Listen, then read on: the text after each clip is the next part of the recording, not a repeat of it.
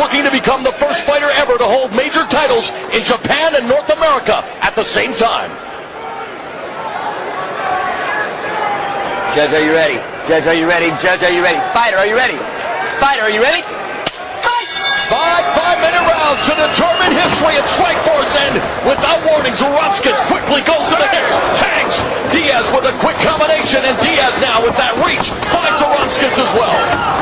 Overhand left by Diaz, already hurting Zaromskis. Nick Diaz finding the range on that left hand already.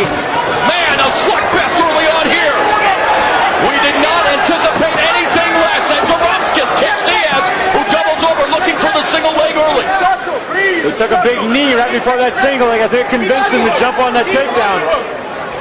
In many ways, Zaromskis very similar in his style to Kung Lee, the former Strikeforce middleweight champion. Frank, you were in the cage with Nick Diaz not too long ago. What impressed you the most about the Stockton bad boy? He just has weird angles of punching, and he's consistently repetitive in combinations with his hands. They don't hurt, but they scramble your brain and they confuse you. So if they don't hurt, how do they scramble your brain? I don't know. They don't hurt. They just keep confusing me.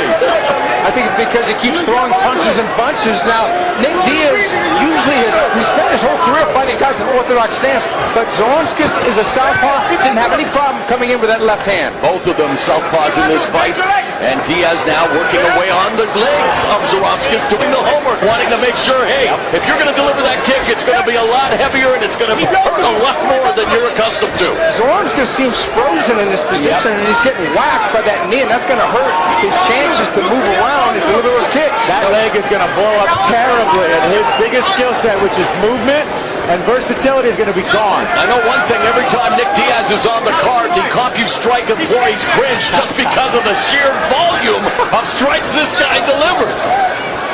Well, this simple strategy of beating up that leg, I think is going to pay huge dividends if we get out of this first round. Well, he's pinned Zaromskis against the fence, and Zaromskis definitely has to circle away, alleviate the pressure being put on him now by Diaz, taking him, looking to run the pipe. This is not good. Oh, Zaromskis backs away, however. Left hand next by Diaz, using that reach again. Zaromskis has to close the gap, and quick. That short strike hurt him, stumbled Zaromskis a little bit. Now again, Diaz unloading the lefts. And he's landing them. And Diaz always throws caution to the wind. Tag by Zaromskis with a series of hammer fists. And Diaz quickly now shelling up in the turtle position. I was going to say, he always throws caution to the wind by dropping his hands. Hopefully now he's going to respect the power of Zaromskis. I think he's figured it out. He recovered awful quick, though. The referee. I'm not going to tell you anything. Go! There's a warning here. Zaromskis in some ways threw caution to the wind and just gutted out the knockdown. And there's blood now dripping from the face of Nick Diaz. And Zaromskis now smells the blood, beginning to time himself, but Diaz still beating him in the punch because of the reach advantage. This is an absolute war. We did not anticipate anything less than Zaromskis. There was Diaz timing it, catching the kick. Timing, catching that single leg. This is a dangerous game for him. Well, the partisan crowd here in the United States in Miami cheering Nick Diaz.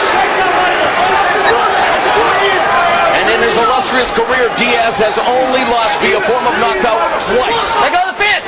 Let go of the fence! While Zaromskis has never been submitted. So an interesting tale there as the right hand tattoos the face of Zaromskis, who eats it and delivers one of his own. But now he's got to find a way. He's getting tattooed here.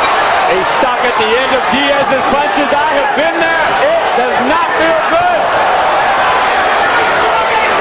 It's exciting for the fans, but I think these guys are giving their respective corners fits. It's unbelievable, the lack of defense. Zaromskis is trying to gut his way through, but he's losing the boxing match, hoping for the hammer of Thor to drop again. Well, Diaz has worked boxing with the likes of Andre Ward. Oh, uppercut! And that Jackson drops Zaromskis! Oh, big body shot there. Diaz crushed him with that body shot.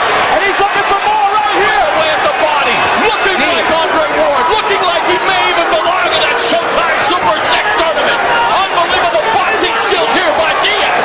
Zaromskis' legs are gone. They're absolutely wide. And down goes Zaromskis! Diaz is the Strikeforce welterweight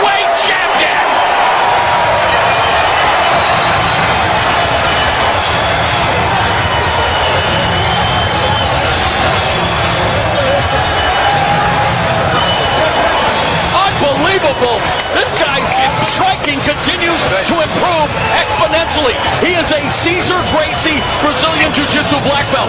You do not get a Cesar Gracie Brazilian Jiu-Jitsu black belt just for trying. You have to work your ass off, Steven. And yet this guy, I mean, you have to start considering this guy one of the top 10 pound-for-pound fighters in the world with striking like that, coupled with his jiu-jitsu skills. Yes, Mauro, because he beat a champion.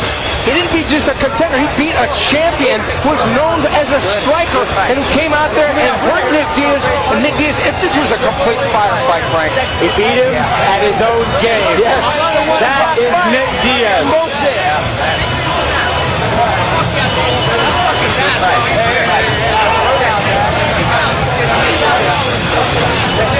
Well, Zaromskis got his attention late in the round with a nice exchange, and he did it by moving forward in that knee. And a quick hook. Look, Diaz shied away and started looking for a place to fall. I thought he might get finished here. Zaromskis jumped on him, made a mistake here.